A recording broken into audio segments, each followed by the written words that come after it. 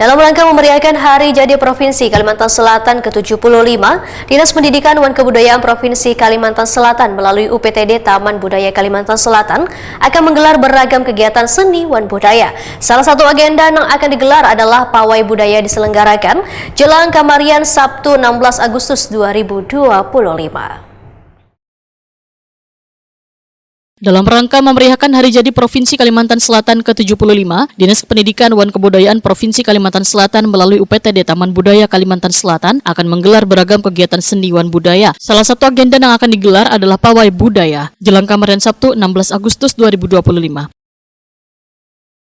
Kepala UPTD Taman Budaya Kalimantan Selatan Suharyanti SSN Wetakoni Prima TV jelang tengah hari Rabu 30 Juli 2025 memadahkan pawai budaya tahun ini akan menjadi ajang untuk kekayaan budaya dari seluruh wilayah di Kalimantan Selatan karena akan melibatkan komunitas budaya dari 13 kabupaten kota se-Kalimantan Selatan.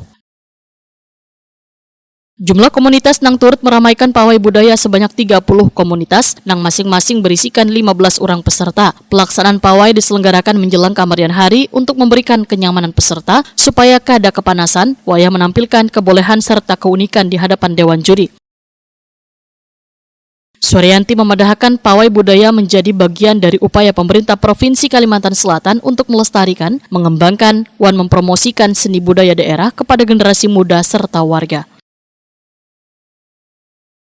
Kita ada penilaian nanti pawai itu pas tanggal 16 hari Sabtu, setelahnya persiapan mulai jam 2 menjelang sore. Kenapa kita mengambil siang? Karena siang menjelang sore itu sore itu kan agak redup. Saya kalau khawatir kalau mulai pagi menjelang panas tuh kayaknya kan lebih baik siang menjelang sore, jadi anak-anak nggak terlalu panas, karena nanti selain pawai kan juga ada atraksi seni yang kita nilai. Pesertanya dari mana aja, Dok? Pesertanya ya semua kabupaten kota sih. Ya untuk pawai di Karasmen. Nanti kalau untuk yang TKTB beda lagi. Berarti sudah dibuka belum untuk pendaftaran?